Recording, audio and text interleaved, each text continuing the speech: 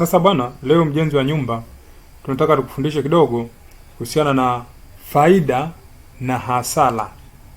Faida na hasara ya nyumba zenye paa linaloonekana. Hapa zaidi ninajikita kwenye paa, ndio nitakacho kizungumzia.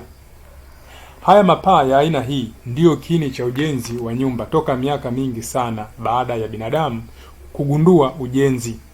Inaaminika walianza na mfumo wa mapaa ya aina hii yanayoonekana, ambazo hadi sasa tunaendelea kupaua, japo zinatumia gharama kubwa. Kwa hiyo wakati wanaanzisha, wakati ule wao wazee wa zamani walikuwa hawatumii bati, ndio walikuwa wanatumia material yao kama manyasi nini huko.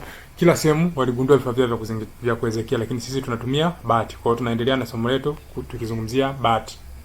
Faida ya nyumba za mapaa ya aina hii: bati zinafunika nyumba nzima, nyumba yote zinaifunika na kusababisha kuta zote za nyumba zisilowane wakati mvua inanyesha.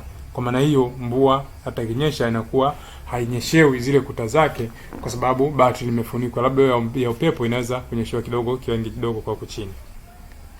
Pia bati linakaa miaka mingi bila kuchakaa, na kuhusu mapaa haya kuvujisha, tatizo hilo halipo, labda umpate fundi asiyejua kabisa.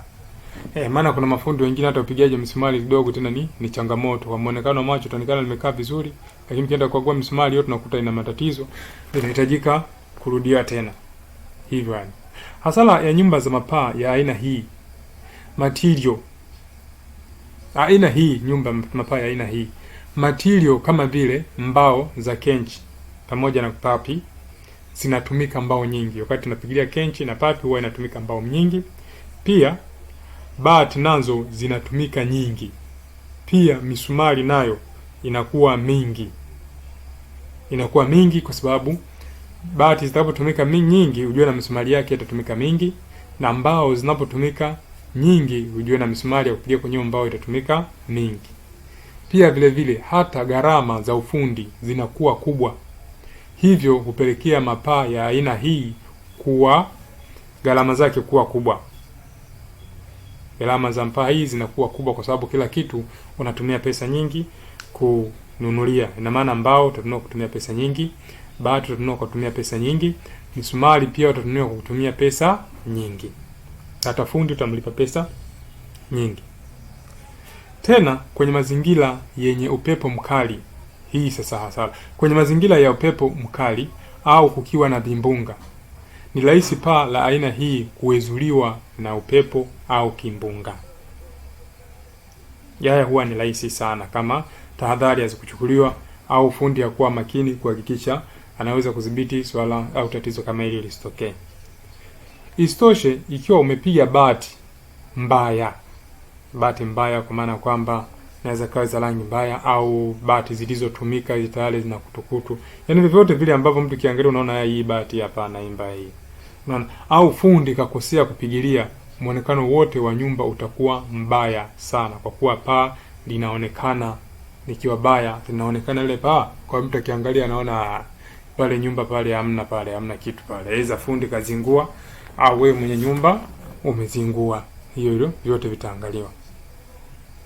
Ni muhimu sana kuhakikisha unamtumia fundi mwenye uwezo mzuri wa kazi ya kupaua, ili kuhakikisha paa la nyumba yako linakuwa na muonekano mzuri na wa kuvutia wakati wote. Pia vile ni vizuri unapowezeka nyumba hizi, kama una uwezo wa kifedha, utumie bati za geji 28, kwa kuwa hizi hudumu kwa miaka mingi na ni rahisi na ni salama na ni imara sana, ila gharama yake ni kubwa kidogo kulinganisha na hizo bati nyingine za geji, mfano geji 30 na 32. Kama pesa hamna, basi hakuna namna, tumia bati unazozimudu gharama zake. Kwa hiyo tunasema jikune mkono unapofika, usije ukalazimisha kujikuna sehemu ambayo usifiki, mwisho wa siku ukata mkono. Kwa hiyo hilo pia ni la msingi na la kuzingatia. Hakikisha unafanya vile kutokana na uwezo wako wa pesa. Ikishindikana, nunua zile ambazo unaziweza kwa wakati huo, zitakusukuma hata kama ni miaka 20 30. Kwa elimu zaidi endelea kunifuatilia kwenye YouTube ya Mjenzi wa Nyumba. Pia unaweza kuwasiliana na mimi moja kwa moja kwa kutumia namba hizo unazoziona. Tafadhali naomba uweze kusubscribe, kulike, kucomment na kushare video hii ili watu wengi zaidi wajifunze elimu hizi. Pia usisahau kwamba ninachora ramani za nyumba aina zote, ninajenga nyumba aina zote, ninapawa nyumba aina zote, ninapiga plaster, nina skim na kupaka rangi, ninajenga na tiles. Hizo kazi zote ninazifanya. Kumbuka, nyumba bora hujengwa na fundi bora. Asante sana kwa kunisikiliza na karibu tena kwa elimu zaidi na zaidi. Shukrani.